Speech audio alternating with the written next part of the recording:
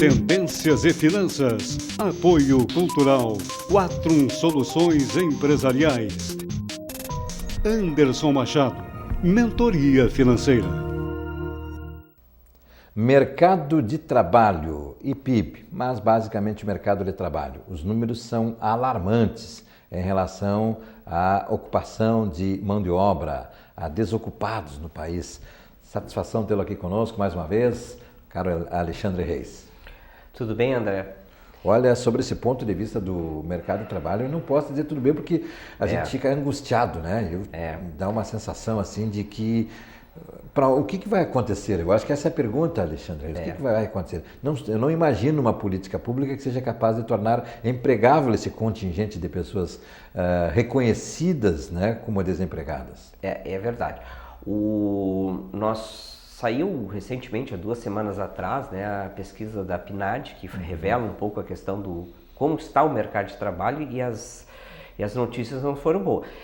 No agregado geral da taxa de desemprego, ela diminuiu um pouco, então já tem uma sinalização ou seja, a oferta buscando uma nova demanda de trabalho.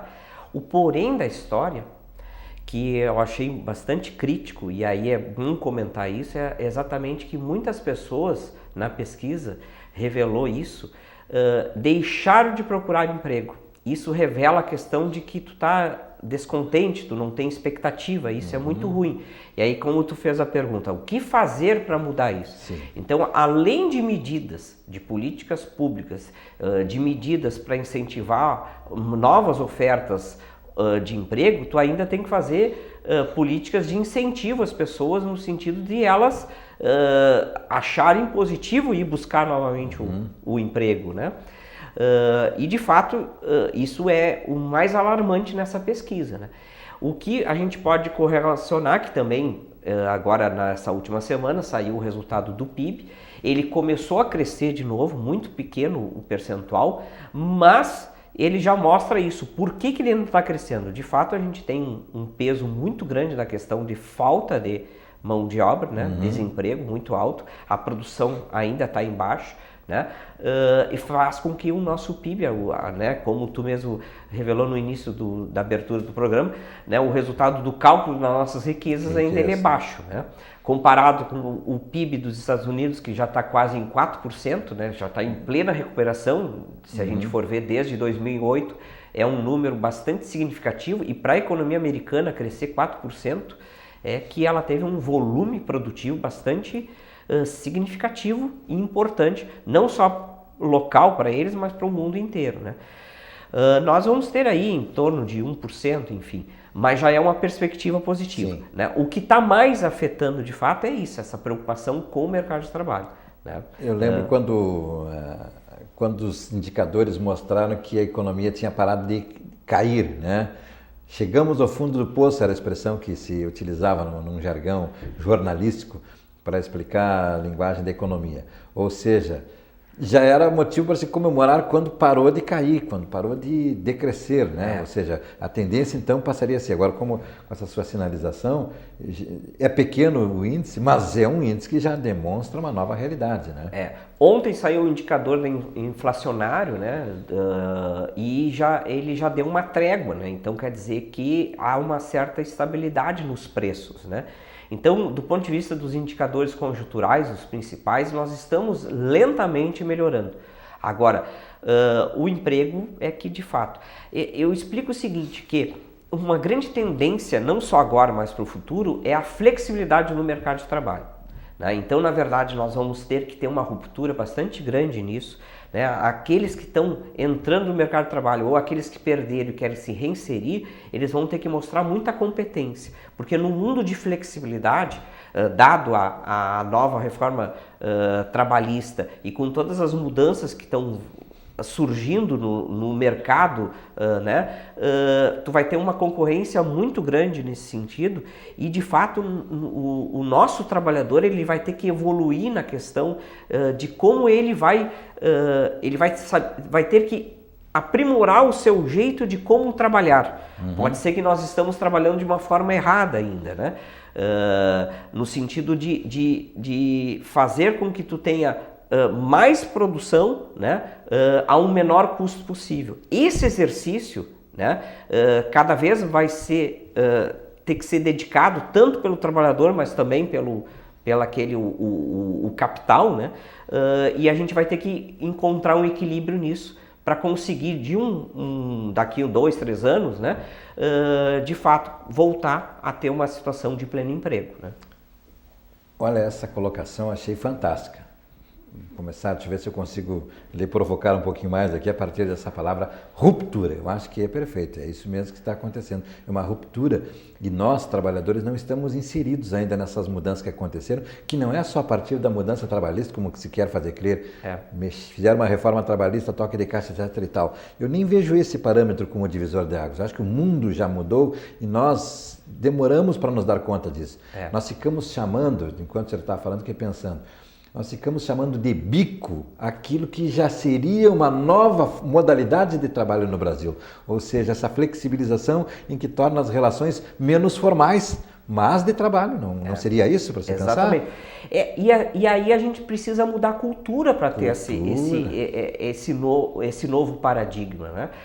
E eu confesso que isso não é fácil ser feito, né? Nós estamos num padrão, a sociedade tem um padrão, as famílias ensinam seus filhos num certo padrão. E nós estamos nessa transição, que fora é como se fosse o seguinte, é como se a família tivesse ensinado seus filhos dentro de casa, não, ó, tu segue esse caminho, tu faz isso, tal. Aí tu vai para fora, tu vê uma outra realidade, né? Sim. E é isso que está acontecendo de fato. E aí então nós temos que configurar uma nova cultura, né? De um novo paradigma, de uma relação. Muitas profissões novas vão surgir que às vezes com uma eficiência de tempo tu consegue servir e produzir com a mesma. Não vai necessitar uma quantidade imensa de horas de trabalho, né? Isso também a gente vai ter que se adaptar. E eu vejo muita questão no mercado brasileiro do trabalho que essa transição está sendo muito lenta.